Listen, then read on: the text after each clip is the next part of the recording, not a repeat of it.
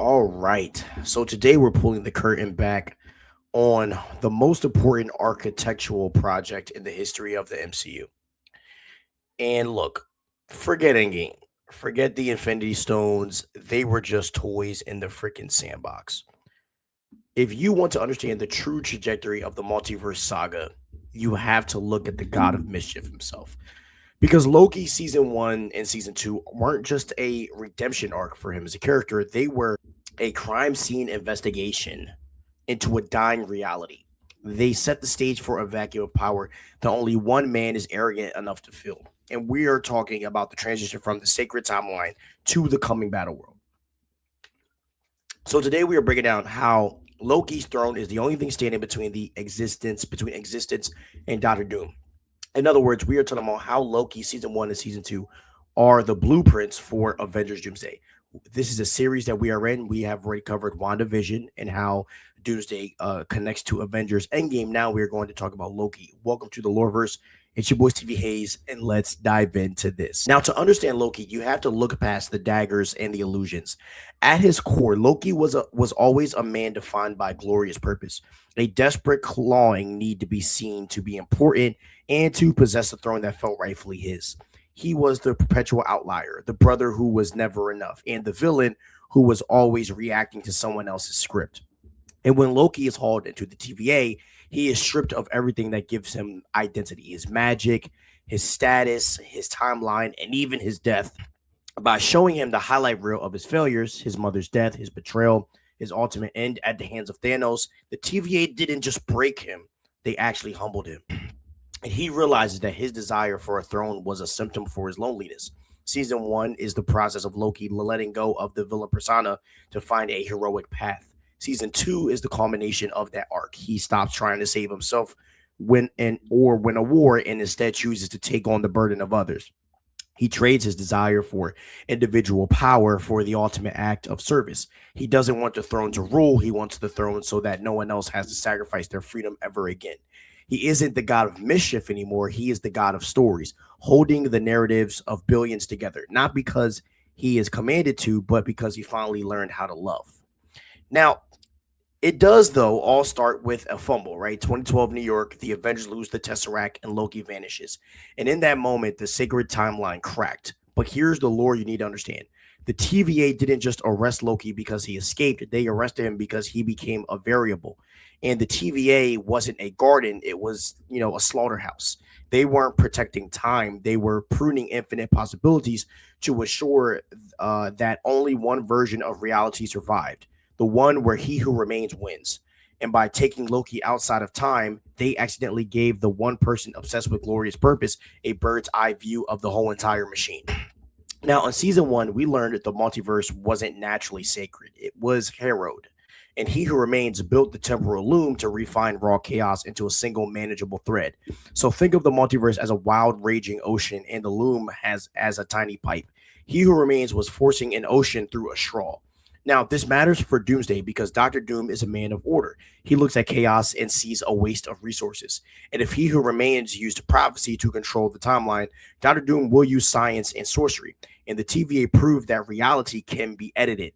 And they provided the manual, and Doom is just going to rewrite the ending of it. Now, when Sylvie plunged her blade into He Who Remains, she didn't just free the timeline, she triggered a multiversal heart attack. So the best way to explain this is the branches didn't just grow, they became incursions. And without a director, the timeline started drifting. And when two timelines drift too close, they collide, one or both become erased.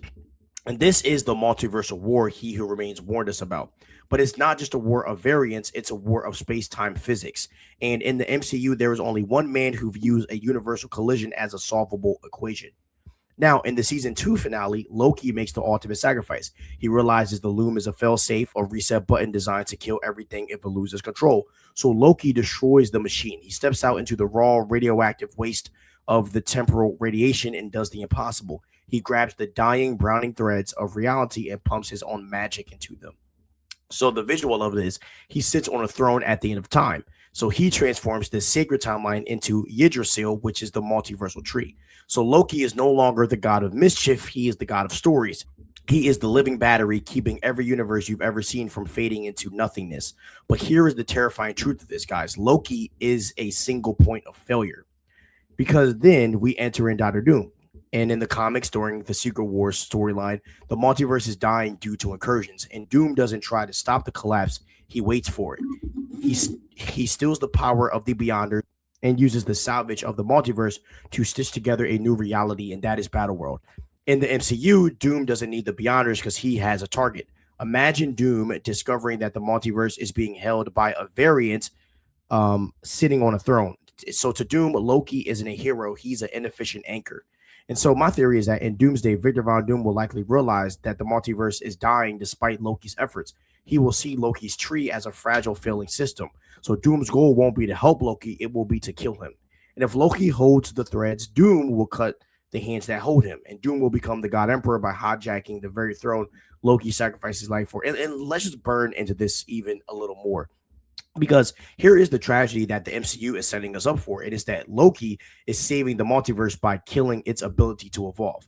So when Loki destroys the temporal loom and weaves the timelines into the Yggdrasil tree, he believes he has achieved the ultimate peace. He has stopped the loom from murdering universes and has provided a framework where existence can persist. To the people inside those universes, Loki is the greatest hero who has ever lived, a silent, invisible self-savior. But here's the catch, though. The multiverse in its natural state is a creature of change. It thrives on entropy and endings and on new beginnings. But physically anchoring the timelines to himself, Loki has turned the multiverse into a stagnant artificial environment. Nothing can naturally end and nothing can truly evolve without his influence. So he has essentially put reality into a cryo chamber. So Loki believes that he is saving the multiverse, but he is actually preventing it from moving forward. He is the ultimate jailer, holding the bars of a cage made of his own magic. And that is exactly where the Doomsday scenario starts. If the multiverse is a dying, stagnant system held together by one man's forced effort, someone as calculated and arrogant as Dr. Doom won't see a hero. He will see a cosmic bottleneck that needs to be broken. So Doom isn't going to destroy the multiverse. He's going to liberate it from Loki's preservation, effectively shattering the only thing keeping reality from unraveling. And the most heartbreaking part is the Avengers, Sam Wilson, Thor, and Doctor Strange, they have no idea that Loki's there. So to the world, Loki died at the hands of Thanos in Infinity War. They are fighting street-level battles and planetary threats, while Loki is holding their entire existence together like a cosmic atlas. So Loki right now is the silent foundation, and Avengers Doomsday is the moment that that foundation gets cracked by a man who thinks he can build a better tower. So the chain of events is really undeniable here. Loki season 1 breaks the prison. Loki season 2 creates the life support system. And then Avengers Doomsday is where the system is hijacked. Loki gave the multiverse a chance to breathe. Now Dr. Doom is coming to tell the multiverse how to live. So the glorious purpose Loki finally found is about to meet the absolute will of Victor Von Doom. And this time there might not be enough magic in the world to hold the branches together. So hope you guys enjoyed this video breaking down why Loki season 1 and season 2 is tied to Avengers Doomsday. And we are going to keep making more videos in this series. Hope you guys have a wonderful full day. Stay crispy and peace out.